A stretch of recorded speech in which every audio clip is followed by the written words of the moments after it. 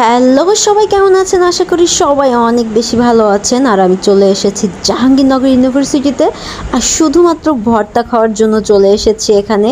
আর আজকে দেখাবো কত রকমের ভর্তা। দেখেছেন প্লেটে অনেক রকমের ভর্তা সাজানো আছে এবং অনেক মাছ, মাংস, সব কিছু আমরা এখানে দেখে একটু ওয়েট করলাম, হাতটা ধুয়ে এসে দেন তারপরে ভর্তাগুলো নিয়ে একদম খাওয়া শুরু করে দিব।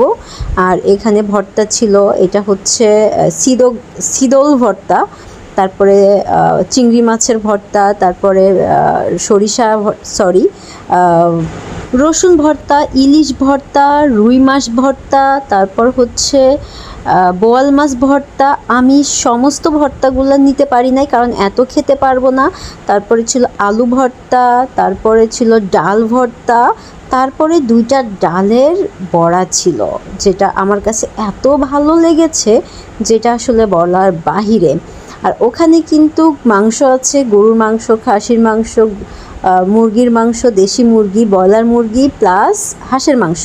তো আমরা কিন্তু হাঁসের মাংস নিয়েছিলাম, কারণ ওটা একটু গরম করার দরকার ছিল, এই জন্য ওরা একটু গরম করতেছিল ওটা। আর এদিকে আমি ভর্তা দিয়ে খাওয়া শুরু করে দিলাম। এখানে ভর্তা একবার যদি কেউ খায়, আমার মনে হবে তার দ্বিতীয়বার আসতে অবশ্যই মন চাইবে। মানে এটা আমার শুধু কথা না, এটা অনেকের কথা যারা এখানে খেতে আসে এবং ভর্তা প্রেমী। যেমন আমি অনেক ভর্তা পছন্দ করি, তো আমার মতো যারা ভর্তা প্রেমী আছেন তারা সাধারণত এখানে একবার এলে দ্বিতীয়বার অবশ্যই অবশ্যই অবশ্যই আসবে।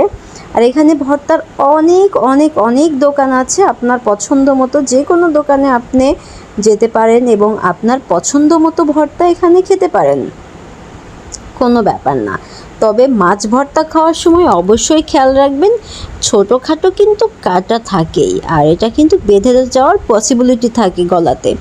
সো একটু সাবধানতা অবলম্বন করবেন। তারপরেও খুব যে বেশি থাকে বিষয়টা সেটা না, অল্প থাকে। এবার হাঁসের মাংসটা আমি নিয়ে নিলাম, আর এখানকার হাঁসের মাংসটা খেয়ে আমি আসলে শান্তি পাই নাই, কারণ হাঁসের মাংসটা আমার কাছে খুব ভালো লাগছে, বিষয়টা এরকমের না, তবে একেবারেই খারাপ না, মোটামুটি ভালো লাগছে। মানে আমি এখানে 10-এর মধ্যে আমি 5 দিব, আর ভর্তাতে আমি 10-এর মধ্যে 9-8 অবশ্যই দিব, কারণ আমার ভর্তা ভালো লেগেছে। আর যেটা ভালো লাগে আমার সেটাতে মার্কিং করতে আমার কোনো প্রবলেম নাই।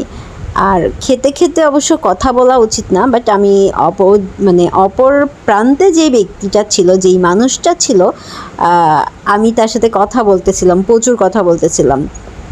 তো আরেকটা বিষয় ছিল, এই একটু ঝাল বেশি ছিল।